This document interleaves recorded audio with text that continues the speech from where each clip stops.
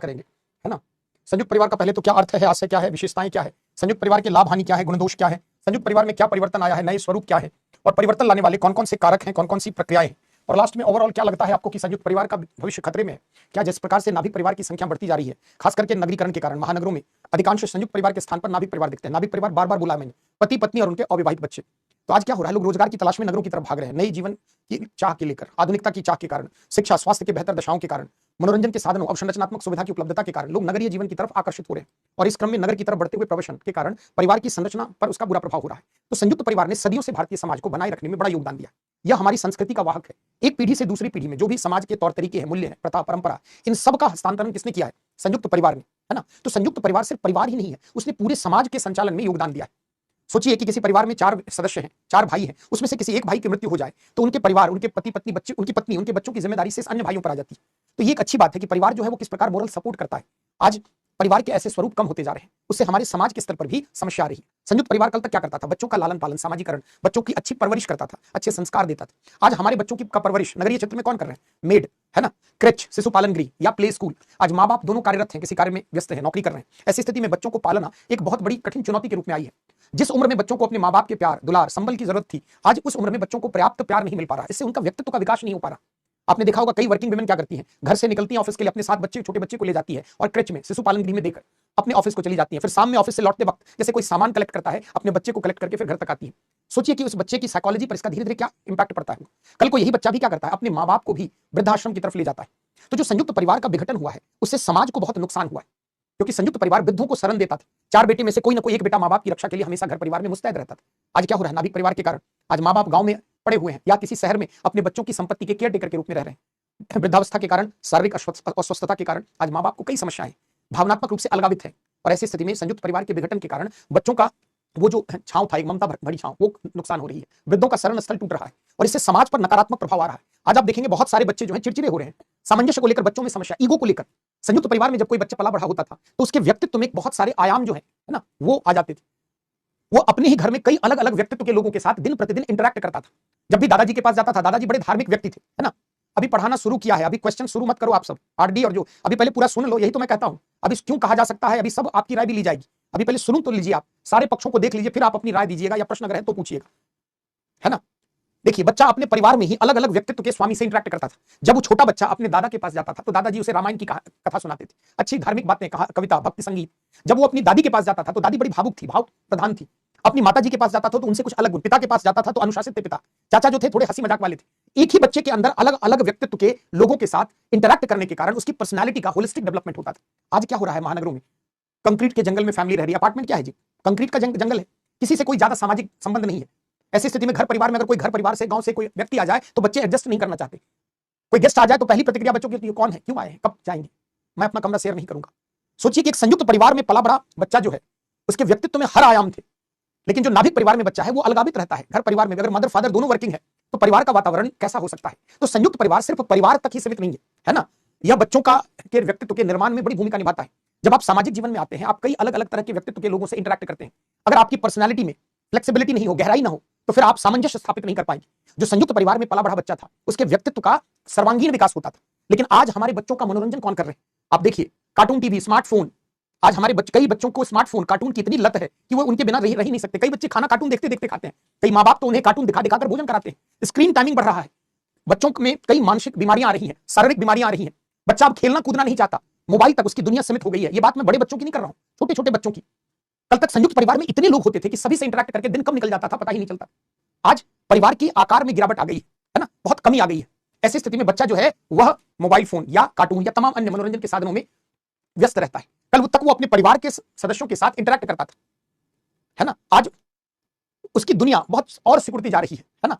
यानी जो संयुक्त परिवार का विघटन है वो भारतीय समाज के लिए बहुत बड़ा नुकसान है। इससे बहुत सारी समस्याएं भी आ रही है। संयुक्त परिवार में अगर आप देखें तो प्रथा, परंपरा, संस्कृति का संरक्षण था। आज क्या है, नाभिक परिवार अधिक से अधिक मॉडर्नाइज हो रहे हैं, अपनी प्रथा परंपरा से कट रहे हैं। आज लोग सामंजस्य करना नहीं चाहते, है ना। तो थोड़ा सा संयुक्त परिवार की परिभाषा लिखिए, है ना। लिखिए संयुक्त परिवार की परिभाषा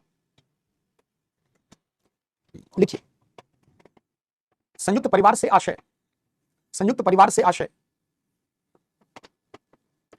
ऐसे परिवार से है जिसमें कई पीढ़ी के लोग ब्रैकेट में आप लिख सकते हैं 3 या 3 से अधिक, जिसमें कई पीढ़ी के लोग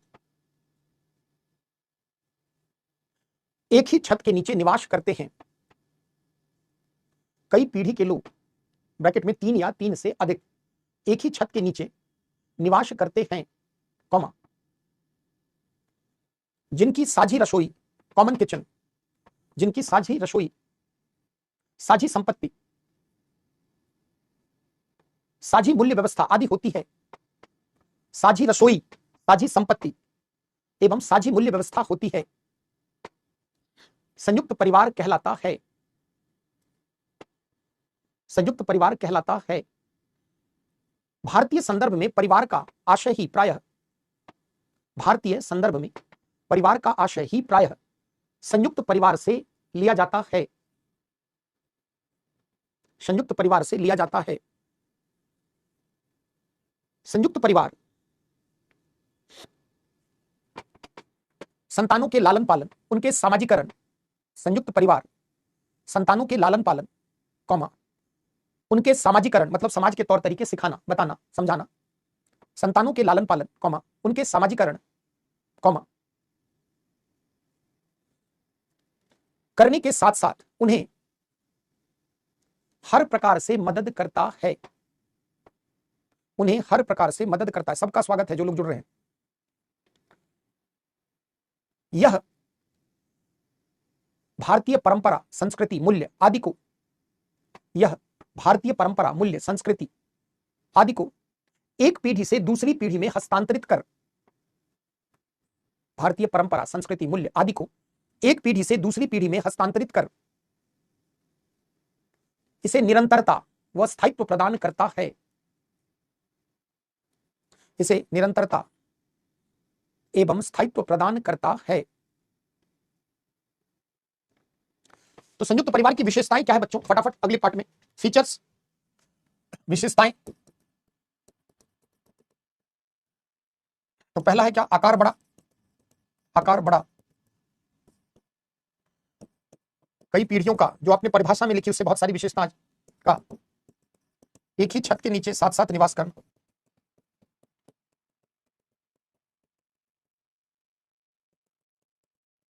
साझी संपत्ति, साझी रसोई, साझी मूल्य व्यवस्था, सदस्यों के मध्य भावनात्मक निकटता, भावनात्मक लगाव व निकटता अधिक,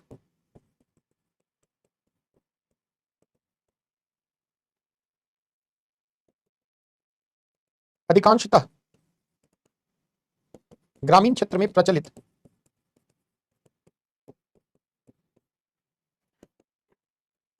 पितृसत्तात्मक प्रकृति। तो ऑब्वियसली महिलाओं की स्थिति थोड़ी यहां क्या होगी? दयनीय होगी। अधिकतर जो ज्वाइंट फैमिली होता है उसमें उत्तर भारत में अधिकतर क्या है? पितृसत्तात्मक है। हेड ऑफ द फैमिली कोई ना कोई मेल मेंबर होता है। हमने क्या क्या लिखा? कई पीढ़ी के लोग एक ही छत के नीचे एक साथ रहते हैं, साझी संपत्ति है, साझी रसोई है, साझी मूल्य व्यवस्था, सदस्यों के मध्य भावनात्मक लगाव व निकटता अधिक। आइए सुधा, अधिकांशतः ग्रामीण क्षेत्र में प्रचलित, नगरों में भी है लेकिन अधिकतर कहां है? ग्रामीण क्षेत्र में। पितृसत्तात्मक प्रकृति,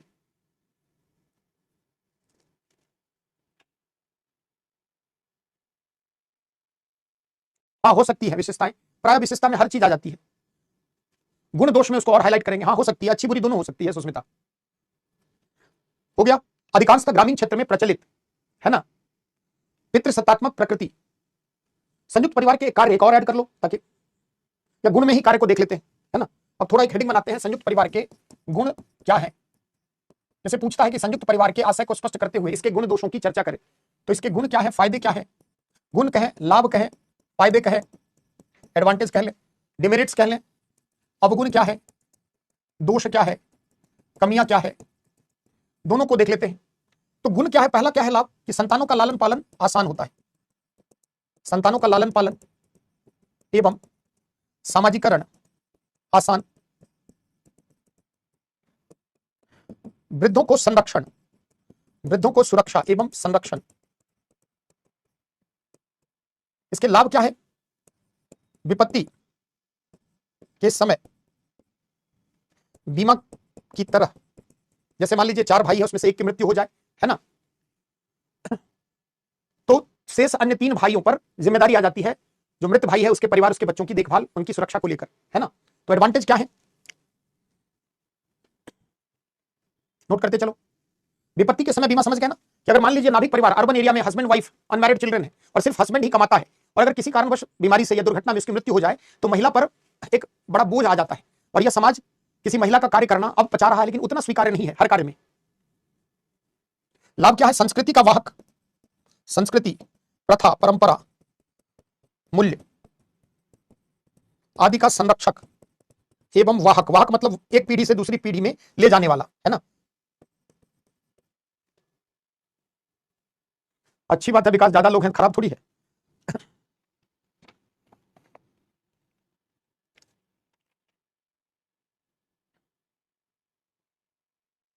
इसके लाभ क्या है, संपत्ति के विभाजन से बचाव,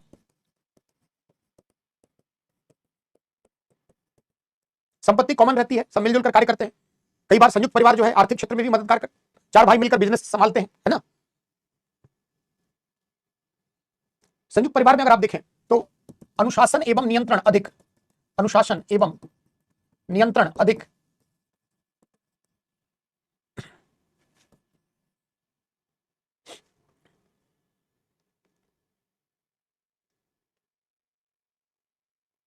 लिख लिया सभी लोग। सबसे ज्यादा जो इंपॉर्टेंट है यह कि विपत्ति के समय या बीमा की तरह है ना।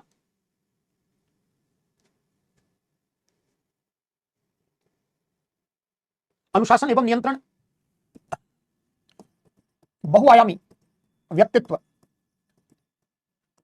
का निर्माण संभव, जो संयुक्त परिवार में पला बढ़ा होता है बच्चा, उससे मिलोगे तो आप खुद समझ जाएंगे, है ना। हाँ, संयुक्त परिवार में जो हेड ऑफ द फैमिली होता है, मुखिया, वो सब पर नियंत्रण रखता है ना।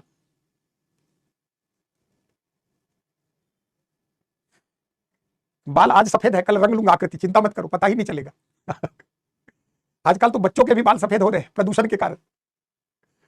बहुआयामी व्यक्तित्व का निर्माण संभव, है ना। कुछ अवगुण क्या है बताइए, दोष क्या है, और भी बहुत कुछ हो सकता है ना। अधिकतर हम सभी ज्वाइंट फैमिली से ही हैं, कुछ लोग हैं जो महानगरों में रह रहे हैं, नो डाउट न्यूक्लियर फैमिली। अवगुण क्या है, संयुक्त परिवार के दोष बताइए, मुखिया की तानाशाही चलती है ना। दोष, कमियां, अवगुण, जो हेड ऑफ द फैमिली होता है कुछ ज्यादा ही अनुशासन, क्या कर रहे थे रात में, मोबाइल पर उंगलियां घिस रहे थे, इतना लेट तक सोते हो, बाल क्यों बढ़ा रखा है, दाढ़ी क्यों बढ़ा रखा है, कहां जा रहे हो, ये कैसा कपड़ा पहना है, हर बात में रोक टोक, है ना। परिवार में हर कोई आपका गार्जियन है, निजता, आपके फंडामेंटल राइट का तो रोज उल्लंघन, निजता का अधिकार मौलिक अधिकार है, लेकिन वहां निजता ही नहीं है, प्राइवेसी है ही नहीं, है ना। इतने सदस्य है हर बात में, तो कट टाकी हर बात में, ये नहीं होगा, नहीं वहां नहीं जाना है, ऐसे नहीं करना है, ये करना है। मुखिया की तानाशाही, है ना, वहां चलती रहती है, और मुखिया से सब डरते भी रहते हैं। कई बार मुखिया निरंकुश भी हो जाता है, निरंकुश समझते हैं, जिस पर कोई अंकुश न लगाया जाए, है ना, हर बात में। हाँ, आज ये बनेगा, ये होगा तो वो होगा, मैंने शादी फाइनल कर दिया, मन है या नहीं है, करना वही है, हो गया, बहुत हो गया, यूपीएससी की तैयारी, वापस आओ, शादी ठीक कर दिया है ना। तो गार्जियन आपका सब गार्जियन है ना। स्वतंत्रता, आर्टिकल 21 तो खतरे में, है ना। और क्या है, 4 भाई में 2 भाई कमा रहे हैं और 2 भाई अकर्मण्य है, बैठा हुआ खा रहा है, भैया कमा ही रहे, काहे मेहनत करे, है ना, भैया कमा ही रहे हैं, अरे मौज काटो, है ना। तो कई बार क्या होता है, उद्यमशीलता की भावना भी खंडित होती है, अकर्मण्यता का पोषक, कई लोग आलसी होते हैं, अकर्मण्य होते हैं, कुछ करना नहीं चाहते। भाई 2 भाई कमाने वाले हैं, 2 भाई खाने वाला भी तो होना चाहिए। कलापूर्ण वातावरण, 4 महिलाएं एक ही छत के नीचे, है ना, अगर एक साथ शांत भाव से, शांत चित्त से रह ले, तो इस बात को लेकर मतलब ये अजूबा ही हो जाएगा। कलापूर्ण वातावरण, क्लेश चलता रहता है, भैया को इतना मिल गया, बड़ी वाली भाभी के तो सोने के गहने मिले, मुझे क्या मिला, है ना। तो ये सब भी चलता रहता है, कलापूर्ण वातावरण, कोर्ट कचहरी, मुकदमेबाजी, है ना, मुकदमेबाजी चलता रहता है ना। उसको इतना खेत दे दिया गया, उनको तो बिजनेस में भी पैसा दिया गया। समझो व्यावहारिक उदाहरण से, यूपीएससी सिर्फ व्यावहारिक सवाल पूछ रहा है, कंसेप्ट को जोड़कर, है ना, हर बात में टीका टिप्पणी, हर बात में कलापूर्ण वातावरण। तो अब ये सब क्या है, संयुक्त परिवार के अवगुण है, निजता एवं स्वतंत्रता। कई बार व्यक्तित्व का बाधक भी हो जाता है, हर बात में अगर कोई आपको रोक टोक, कुछ गलत भी करे तो कई बार आदमी अपनी गलतियों से सीखता है, अनुभव किस चिड़िया का नाम है जी, है ना। लेकिन हर बात में अगर कोई आपको रोका टोकी करते रहे तो उससे पूरी भड़ास सबकी निकल रही है, पूरा घर परिवार में जो चल रहा है ना, ये सब होता रहता है। हाँ, चलिए तो अब लिखते हैं। आप सभी जो महसूस, देखिए मैंने क्या कहा था पहली क्लास में, ये ऐसा विषय है जिसके बारे में आप पहले से ही बहुत कुछ जानते हैं, है ना। कई बार व्यक्तित्व के मार्ग में बाधक भी हो जाता है। हर बात में जो संयुक्त परिवार में है वो कोई डिसीजन लेने में भी, डिसीजन मेकिंग में भी प्रॉब्लम आती है। हाँ बिल्कुल चेतना, सही कह रही हो।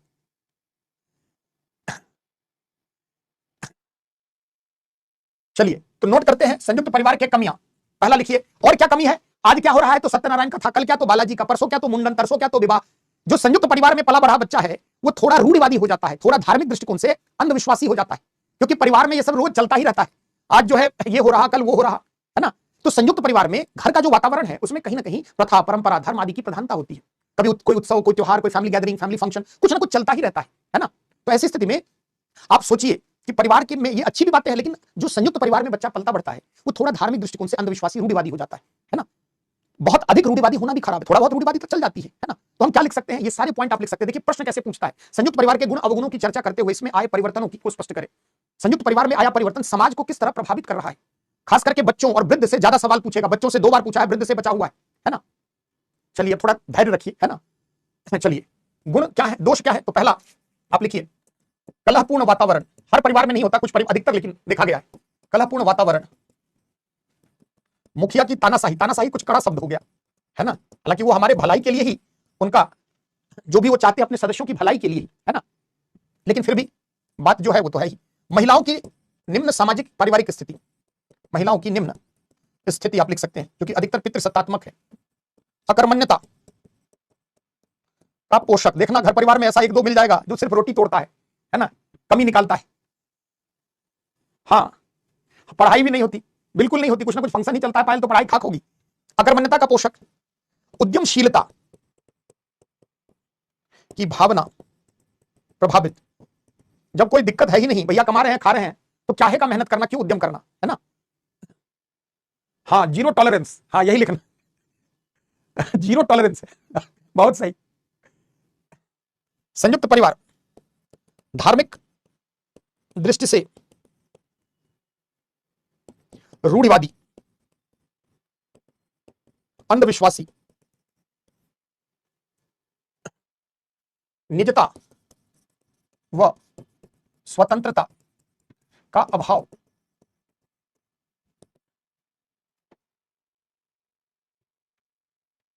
संपत्ति संबंधित विवाद, कुछ ना कुछ चलता रहता है, मुकदमेबाजी। संपत्ति संबंधित विवादों की अधिकता।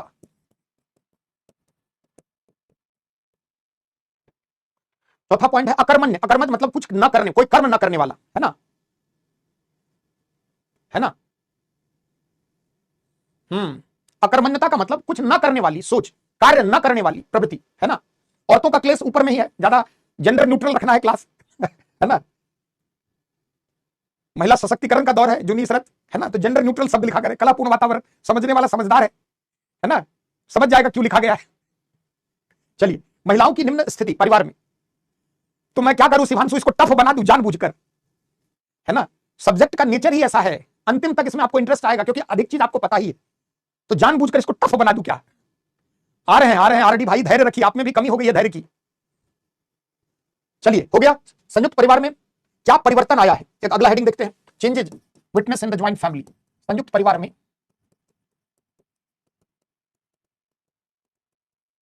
परिवर्तन, क्या क्या चेंजेस है। पहला तो संयुक्त परिवार के स्थान पर आप सभी जान रहे हैं न्यूक्लियर फैमिली की संख्या क्या है, बढ़ रही है ना। हाँ सबर करो। तो सबसे बड़ी परिवर्तन क्या आई है कि संयुक्त परिवार की आकार संख्या घटती जा रही है और नाभिक परिवार की संख्या बढ़ती जा रही है, पहला चेंज। दूसरा, नए नए प्रकार के संयुक्त परिवार आपको दिखेंगे। प्रॉपर्टी बांट दी गई, एक ही छत के नीचे रहते हैं, एक ही छत के नीचे है, प्रॉपर्टी भी अलग, चूल्हा भी अलग, 4 भाई 4 चूल्हे, छत सिर्फ एक है, उसमें भी कमरे को बांट दिया गया है। प्रॉपर्टी ज्वाइंट जो कल तक हुआ करती थी, अब क्या है, प्रॉपर्टी भी अलग अलग कर दी गई है। लेकिन कहने को क्या है, तो संयुक्त परिवार का एक नवीन स्वरूप आपको दिखता है। नाभिक परिवार की संख्या बढ़ती ही जा रही है, मुखिया की सत्ता विकेंद्रित हो रही है। जब प्रॉपर्टी का बंटवारा हो जाएगा, घर में ही दीवार पड़ जाएगी, तो कहीं ना कहीं मुखिया की सत्ता विकेंद्रित हो जाएगी। महिलाओं की सामाजिक स्थिति में सुधार आया है, पारिवारिक स्थिति बेहतर हुई है ना। तो ये सब हम चेंजेस देख रहे हैं, नए नए प्रकार के परिवार आ रहे हैं, है ना। तो संयुक्त परिवार के महत्व में, सामाजिक प्रतिष्ठा महत्व में गिरावट आई है। अब अधिकतर कैसे हैं, अधिकतर अगर आप देखें तो वो नाभिक परिवार की संख्या बढ़ती जा रही है। चलिए नोट करते हैं, पहला क्या है संयुक्त परिवार में परिवर्तन, तो हम लिख सकते हैं संयुक्त परिवार का विघटन, क्षरण या विघटन तथा इसके स्थान पर नाभिक परिवार एकल, नाभिक, केंद्रीय, कुछ भी लिख सकते हो, जिनको इंग्लिश में न्यूक्लियर परिवार की अधिकाधिक, अधिक से अधिक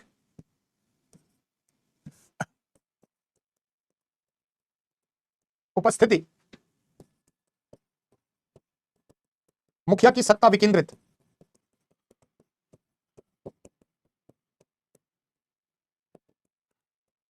महिलाओं की स्थिति में सुधार,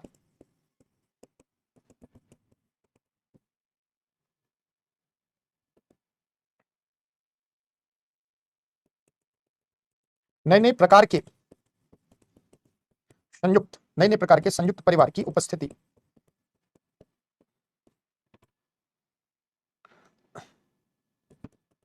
साझी संपत्ति नहीं, साझी रसोई नहीं, सिर्फ एक छत के नीचे निवास,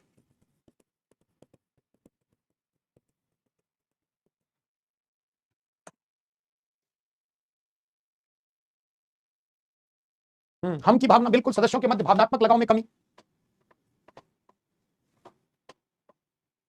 हाँ,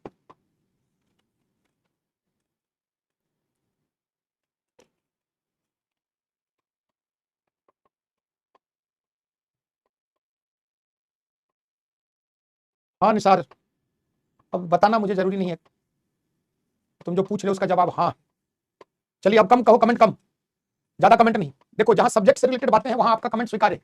सवाल लास्ट में, जितने सवाल हैं, महिलाओं की स्थिति में सुधार, नए नए प्रकार के संयुक्त परिवार की उपस्थिति, साझी संपत्ति नहीं, साझी रसोई नहीं, सिर्फ एक छत के नीचे निवास, है ना। संयुक्त परिवार में और क्या परिवर्तन आया है, देखते हैं। देखिए, सदस्यों के मध्य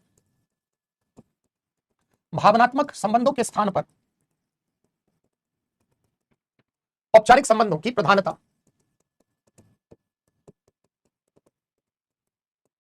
की अधिकता,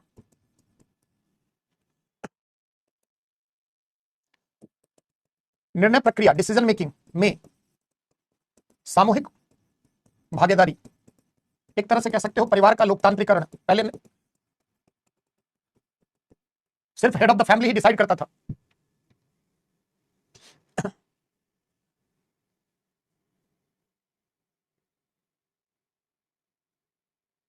चलिए, हो गया, काफी है गुण दोष, है ना।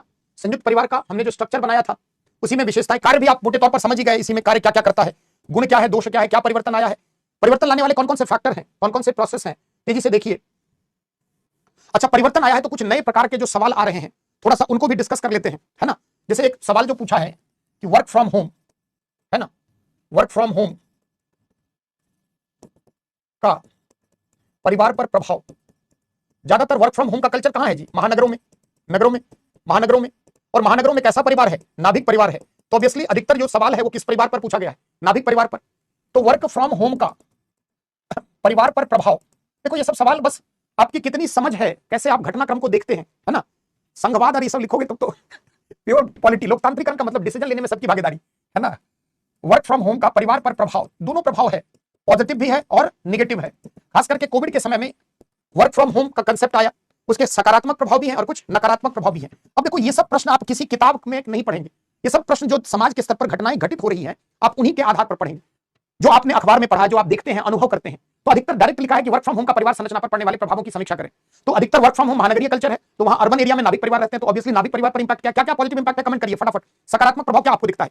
वर्क फ्रॉम होम तो समझते ही है कि घर से ही, कार्यालय में भौतिक रूप से आप उपस्थित हुए बिना घर से ही आप कामकाज संभालना, ऑफिस वर्क करना। तो उसका फायदा क्या है कि पारिवारिक दायित्वों का निर्वहन भी कर सकते हैं, काम भी कर सकते हैं, समय की बचत होगी, धन की बचत होगी, आने जाने में जो पैसा बर्बाद होता है, समय बर्बाद होता है, वो बचेगा।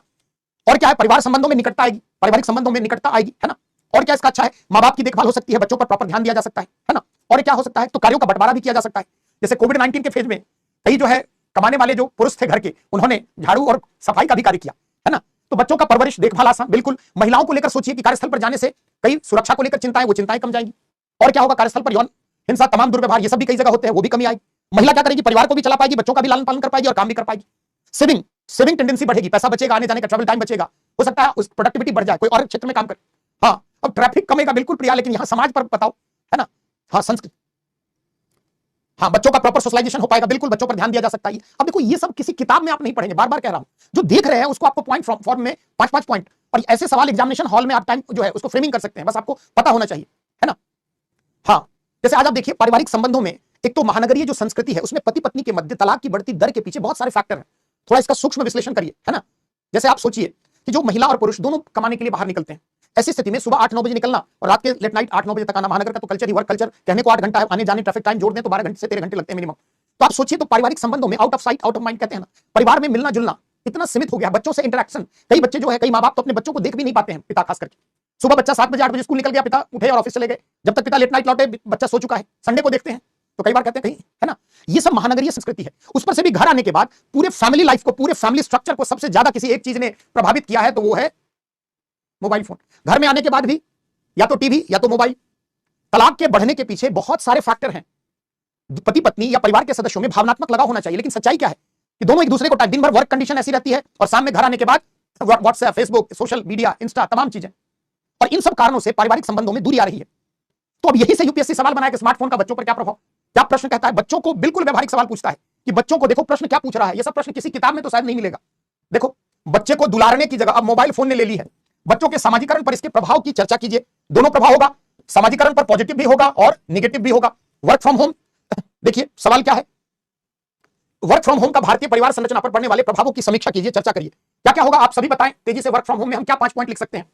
सकारात्मक, सोशल मीडिया ने नहीं, ट्रंप साहब, स्मार्टफोन ने, व्यस्तता भरी जीवन शैली ने, महानगरीय संस्कृति ने, कार्य संस्कृति में जो परिवर्तन आया, इन सब के कारण परिवार संरचना पर बहुत प्रभाव पड़ा है। चलिए, positive impact work from home का यहीं पर 5 पॉइंट नोट करो, ऐसा नहीं है कि, है ना। तो पारिवारिक संबंध में सकारात्मक प्रभाव, पहला पॉइंट हम क्या लिख सकते हैं, WFH, work from home, short form लिखें, का पॉजिटिव इंपैक्ट। पहला, समय व धन की बचत, समय धन व परिश्रम, समय धन व परिश्रम की बचत। पारिवारिक दायित्वों के निर्वहन हेतु समय, पर्याप्त समय।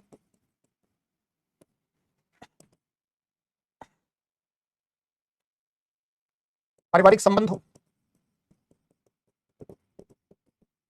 निकटता, लगाव, वृद्धि। महिलाओं की सुरक्षा संबंधित चिंताएं बहुत हद तक कम, बहुत हद तक कम। बच्चों, वृद्धों की देखभाल,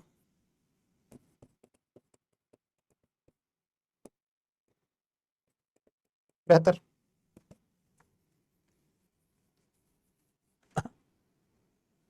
तमाम पॉइंट आप सबको पता है ना। कुछ नेगेटिव इंपैक्ट भी देखा गया कोविड के फेज में, है ना। नकारात्मक प्रभाव वर्क फ्रॉम होम कल्चर का, नेगेटिव।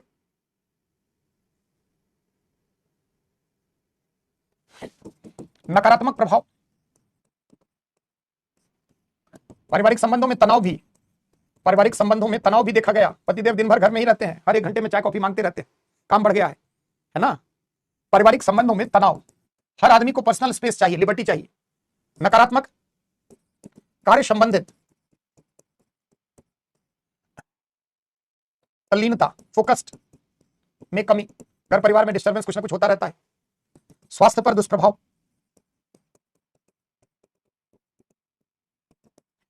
घरेलू हिंसा, तलाक आदि।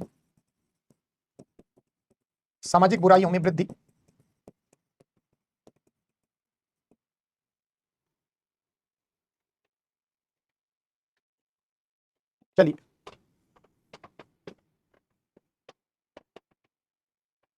चलिए, अब हो गया नकारात्मक सकारात्मक। ज्यादातर वर्क फ्रॉम होम को बहुत नेगेटिव नहीं, एक पॉजिटिव कंसेप्ट माना गया, फिर भी इसके दोनों प्रभाव हैं और भी बहुत कुछ है नकारात्मक प्रभाव करें। स्वास्थ्य पर दुष्प्रभाव आपने देखा, अर्थव्यवस्था पर दुष्प्रभाव, घर निकले तो टेम्पो वाले को, ऑटो वाले को पैसा दिया, ओला उबर को पैसा दिया, मेट्रो का टिकट खरीद, तो उससे अर्थव्यवस्था भी क्या होती है, उस पर भी दुष्प्रभाव आता है।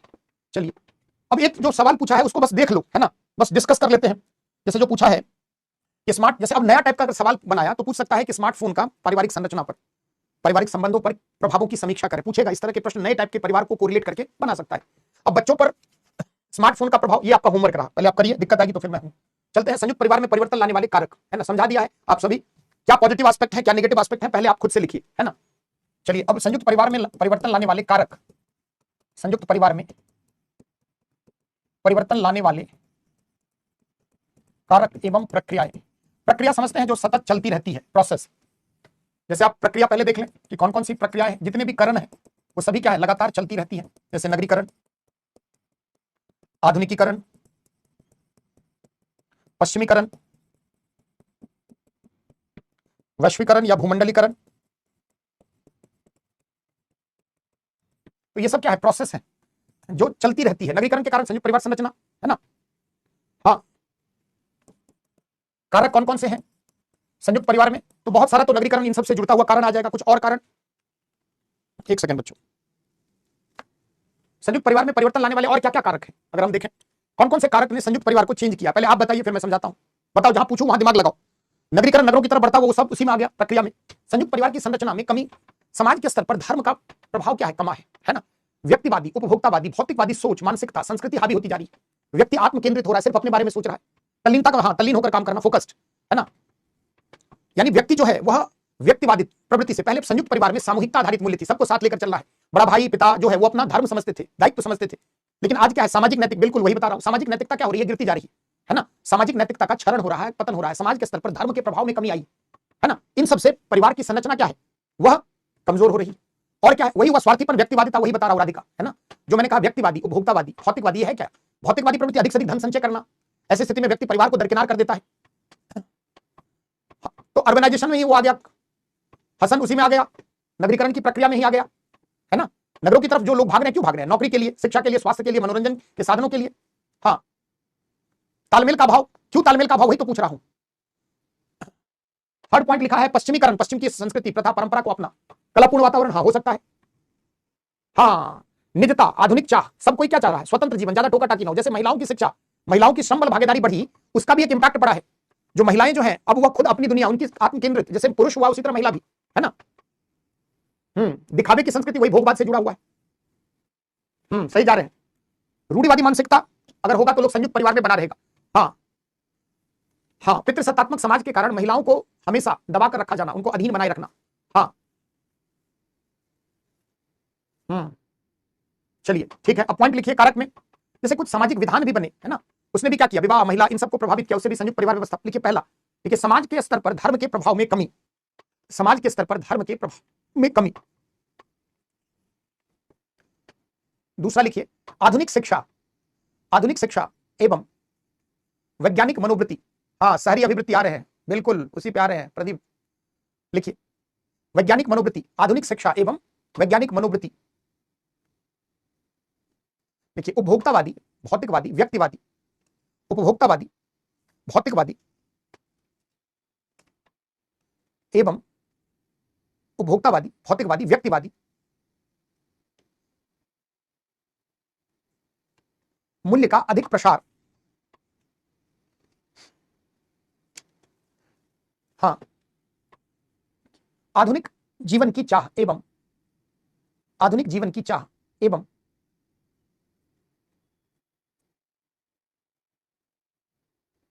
नगर केंद्रित मानसिकता। आधुनिक जीवन की चाह एवं नगर केंद्रित मानसिकता। तो ये सब कारण हैं जिससे संयुक्त परिवार। अब देखो एक सवाल देखो तो निष्कर्ष आपको लिखने में समझ आएगी। जैसे एक सवाल जो पूछा है, देखिए 2014 का प्रश्न है, ऐसे ही प्रश्न घुमाकर पूछे जा सकते हैं। क्या कहता है, संयुक्त परिवार का जीवन चक्र सामाजिक मूल्यों के बजाय आर्थिक कारकों पर निर्भर करता है। लोग घर से बाहर क्यों आते हैं जी, नौकरी की तलाश में, रोजगार की तलाश में, है ना।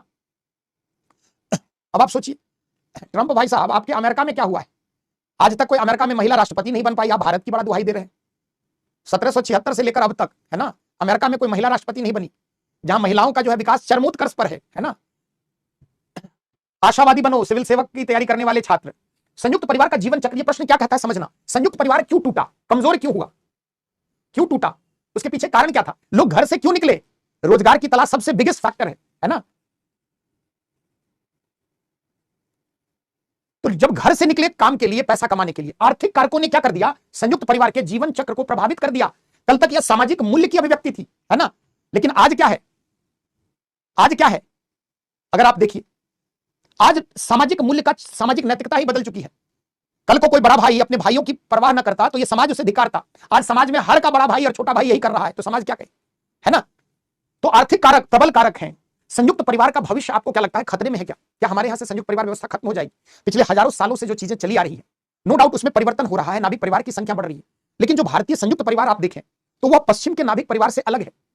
भारतीय नाभिक परिवार अगर देखें तो वो पश्चिम के न्यूक्लियर फैमिली से अलग है। पश्चिम में न्यूक्लियर फैमिली अपने मूल परिवार से, ज्वाइंट फैमिली से बहुत हद तक डिटैच है, अलग है। हमारे यहाँ क्या है कि रह रहे हैं नगर में, नाभिक परिवार है, लेकिन दिवाली होगा, छठ होगा, दशहरा होगा, घर पहुंच जाएंगे। घर में कोई खुशी उत्सव हुआ तुरंत घर पहुंचेंगे, और घर में कोई घटना हो गई तुरंत पहुंच जाएंगे। कहने को हमारे यहाँ नाभिक परिवार है, लेकिन ये पश्चिम वाला नाभिक परिवार नहीं है। हम भी फादर्स डे मदर्स डे मनाते हैं, लेकिन हमारा पश्चिम की तरह परिवार नहीं है। हमारे यहाँ आज फीलिंग ऑफ ज्वाइंटनेस आज भी है। दिल्ली में रहे चाहे इंग्लैंड में रहे, परिवार के प्रति लगाव, भावना, समर्पण, निष्ठा, दूरी हमारे समर्पण भाव प्रेम को उतना नहीं घटा है, लेकिन जैसा पश्चिम में है वैसा नहीं है। तो संयुक्त परिवार आर्थिक उदारीकरण की प्रक्रियाओं से अवश्य प्रभावित हुआ है। इसकी संरचना बदली है, इसके कार्य और इसकी महत्तागिरी है, इसके महत्व में गिरावट आई है, लेकिन हम ये दावे के साथ नहीं कह सकते कि संयुक्त परिवार हमारे यहां से खत्म हो जाएगी। संयुक्त परिवार का ही एक नया स्वरूप आजकल आपको क्या दिख रहा है नाभिक परिवार के रूप में। अभी आ रहा है दिवाली, सभी लोग जितने दिल्ली या दुनिया के विभिन्न भागों में अपने परिवार से कनेक्ट हो जाएंगे। आज क्या है जी, सोशल मीडिया का जमाना है, व्हाट्सएप, वेब, वीडियो कॉलिंग। आप अपने परिवार से दिन में 4 बार ना बतिया लें तब तक आपको मन ही नहीं लगता। तो यहां से आपसे सवाल पूछेगा कि आर्थिक उदारीकरण, बाजार अर्थव्यवस्था ने संयुक्त परिवार के क्षरण को संभव बनाकर भारतीय समाज में कई समस्याओं को जन्म दिया है। क्या आपके विचार से भारत में संयुक्त परिवार का भविष्य अंधकार में है? क्या भारत में संयुक्त परिवार उन्मूलित खत्म हो जाएगी? इस प्रकार से जो है ना, आपसे प्रश्न बनेगा। तो थोड़ा सा संयुक्त परिवार का भविष्य उस पर समझते हैं और उससे संबंधित कुछ प्रश्न देख लेते हैं, एक आधा प्रश्न। तो संयुक्त परिवार का भविष्य, कमेंट कम क्या करो, जहां पूछूं वहां करो। संयुक्त परिवार का भविष्य,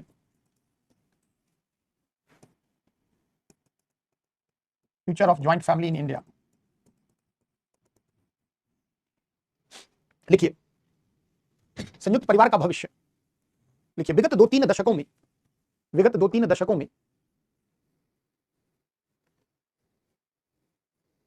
नगरीकरण, विगत 2-3 दशकों में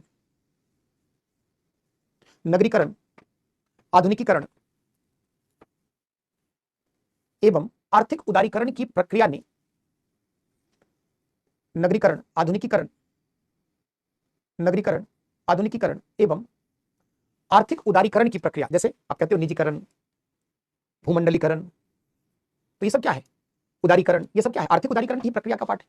आर्थिक उदारीकरण की प्रक्रियाओं ने निश्चय ही संयुक्त परिवार की संरचना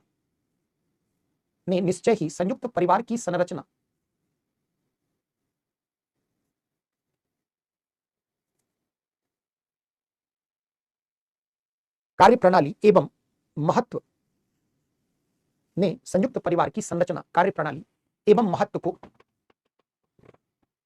बहुत हद तक प्रभावित किया है, जिसके परिणाम स्वरूप आज नगर में ही नहीं अपितु गांव में भी, आज नगरों में ही नहीं अपितु मतलब बल्कि गांव में भी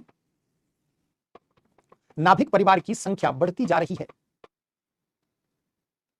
नाभिक परिवार की संख्या बढ़ती जा रही है। इन सब कारणों से संयुक्त परिवार के अस्तित्व पर अवश्य ही प्रश्न चिन्ह लगा है। पैराग्राफ चेंज करके,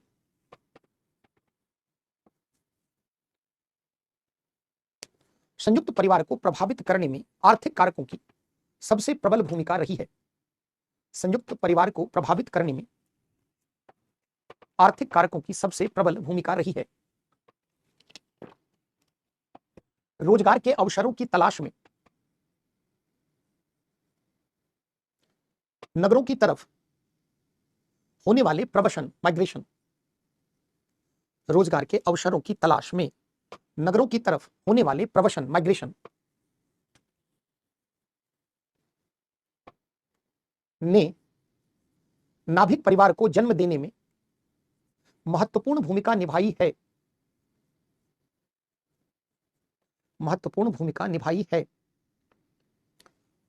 इन सब के बावजूद भारतीय संयुक्त परिवार अभी भी अपनी प्रभावी उपस्थिति बनाए हुए है। 4-5 पेज छोड़ दो। अभी भी 4 पे छोड़ दो, अभी भी अपनी प्रभावी उपस्थिति बनाए हुए है। भारत में दिखने वाले अधिकांश नाभिक परिवार, भारत में दिखने वाले अधिकांश नाभिक परिवार, भारत में दिखने वाले अधिकांश नाभिक परिवार पश्चिम के नाभिक परिवारों से पृथक हैं, अलग हैं, पश्चिम के नाभिक परिवारों से पृथक हैं।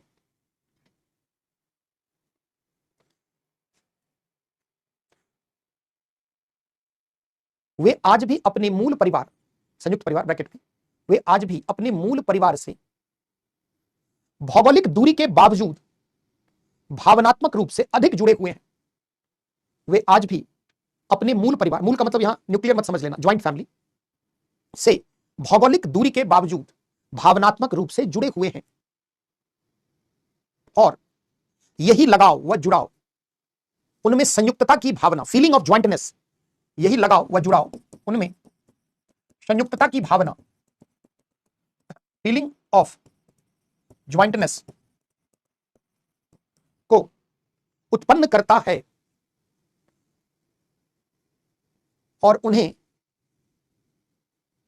भौगोलिक दूरी के बाद भी जोड़े रखता है।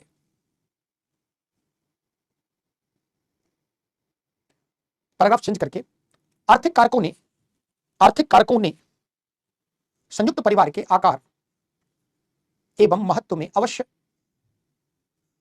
आर्थिक कारकों ने, पैराग्राफ चेंज करके, आर्थिक कारकों ने संयुक्त परिवार के आकार व महत्व में अवश्य कमी को उत्पन्न किया है, परंतु इसके बावजूद एक सामाजिक मूल्य की अभिव्यक्ति के रूप में, एक सामाजिक मूल्य की अभिव्यक्ति के रूप में, सामाजिक मूल्य की अभिव्यक्ति के रूप में संयुक्त परिवार भारत में अभी भी बना हुआ है और निकट भविष्य में इसके समाप्त होने की संभावना भी नहीं है। निकट भविष्य में इसके समाप्त होने की संभावना भी नहीं है। कहने का मतलब आपको सपोर्ट करना है न्यूक्लियर, सॉरी, ज्वाइंट फैमिली को। जैसे 1-2 प्रश्न मैं देता हूं, प्रैक्टिस करो आप, नए टाइप का प्रश्न आएगा तो लिखेगा आर्थिक उदारीकरण की प्रक्रियाओं ने भारतीय पारिवारिक संरचना को इस प्रकार प्रभावित कर समाज में बहुत सारी सामाजिक समस्याओं को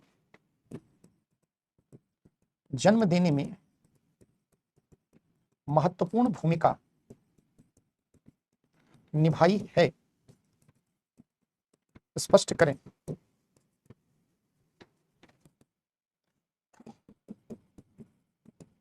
संयुक्त परिवार के गुण दोषों की चर्चा करते हुए भारतीय समाज को इसके योगदानों की समीक्षा करें। संयुक्त परिवार की कार्यप्रणाली की संरचना एवं कार्यप्रणाली में परिवर्तन लाने वाले कारकों की चर्चा करते हुए इसका समाज पर पड़ने वाले प्रभावों को स्पष्ट करें।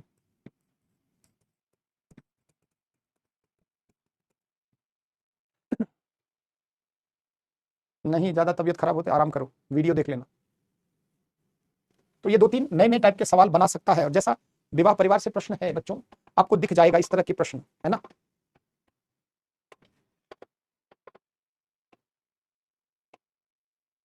बटर पे जीएसटी घटा दी है सरकार, आरडी, अमूल मक्खन पे अब 0% जीएसटी।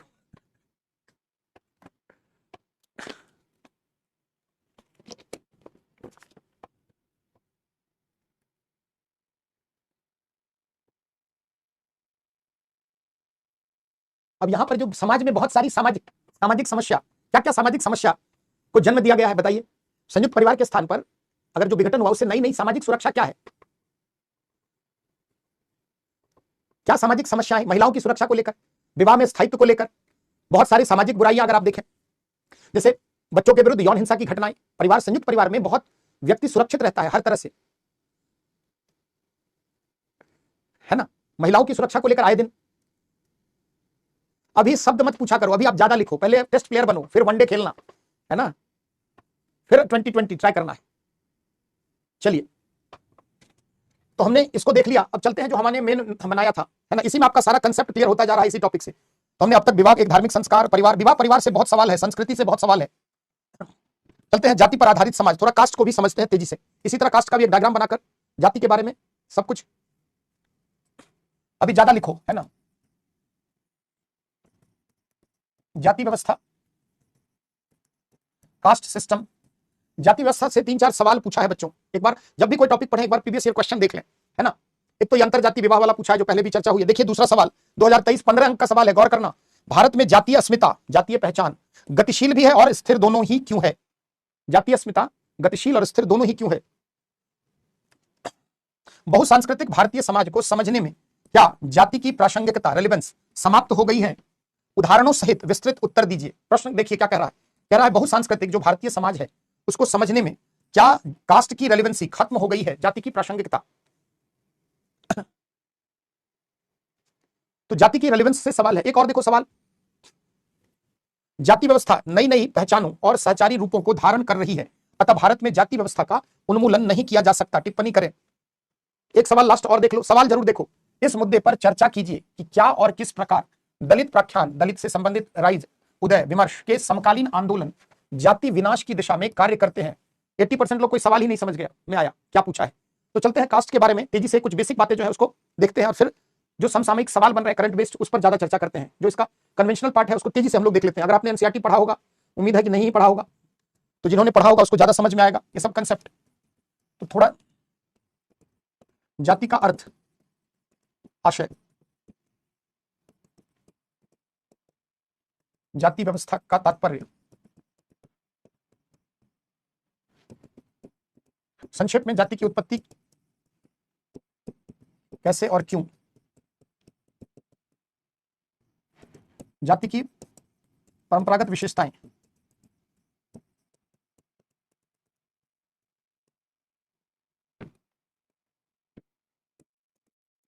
जाति की निरंतरता के कारण,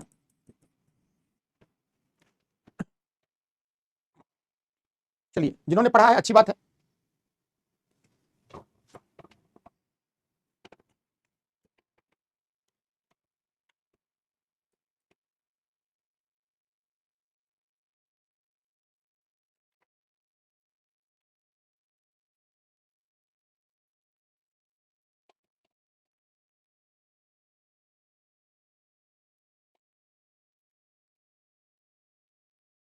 बातचीत कम, बातचीत कम, नोट करो फटाफट।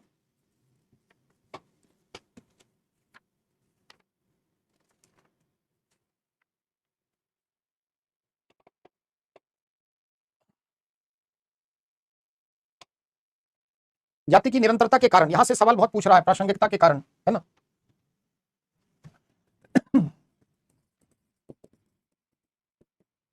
जाति व्यवस्था में परिवर्तन,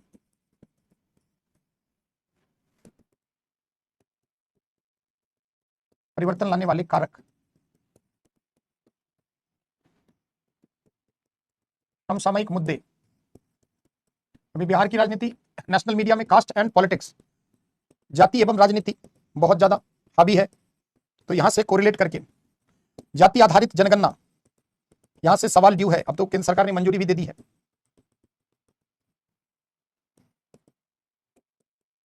दलित आंदोलन एवं दलितों का उदय,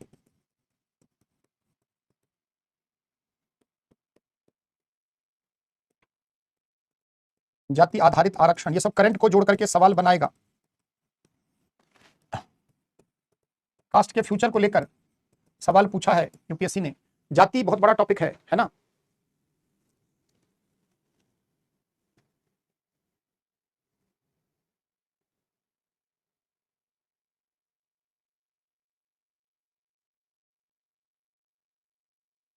बनाओ जल्दी फटाफट। जो कन्वेंशनल पार्ट है उसको आज देख लेते हैं तेजी से, है ना। और जाति व्यवस्था में परिवर्तन से ज्यादा सवाल पूछता है चेंजिंग एस्पेक्ट, और चेंजिंग से क्या क्या समाज पर नई समस्याएं आ रही है, उसका क्या प्रभाव है ना। क्यों कल से छुट्टी रहेगा? कल छुट्टी है कल से, क्यों कल नहीं पढ़ सकते क्या? ऐसा छुट्टी दिवाली दशहरा रोज आता रहता है ना। पहले अनाउंस कर लेते हो। कल से अगर छुट्टी है तो सही में इस टॉपिक को फिर पढ़ने से कोई फायदा है नहीं। नोटिफिकेशन आया हुआ है क्या कल की क्लास ऑफ का? अच्छा,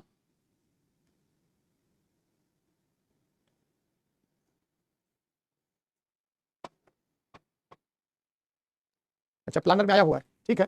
तो कोई नहीं, यहीं तक रहने दो, है ना। कास्ट सिस्टम जब छुट्टी के बाद, सुनो एक सूचना सुन लो चलते चलते।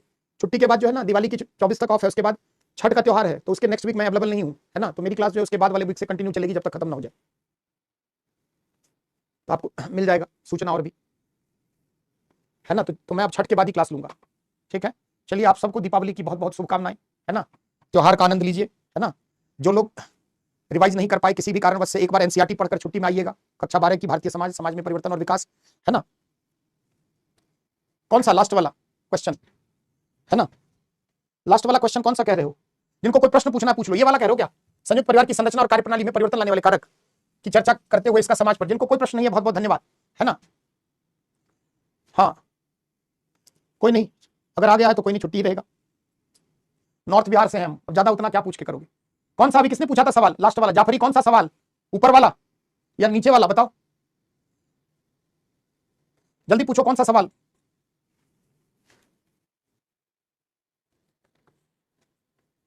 जिनको डाउट नहीं है, संजय जी जाइए, बहुत बहुत धन्यवाद।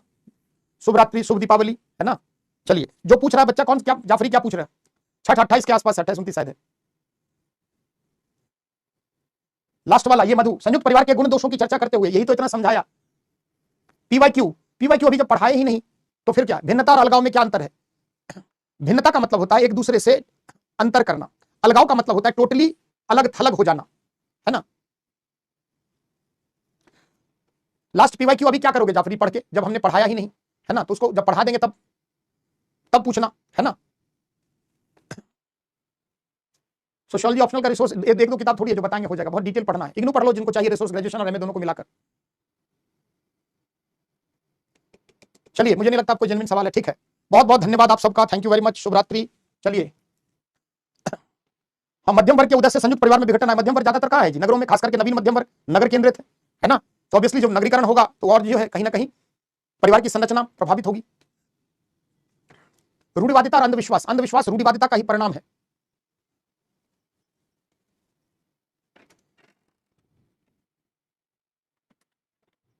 रिवाइज नहीं करते हो कशिका गुप्ता, रिवीजन के लिए ना वो करो अब, है ना। फुटनोट्स बनाओ, शॉर्ट नोट्स बनाओ, आंसर लिखो।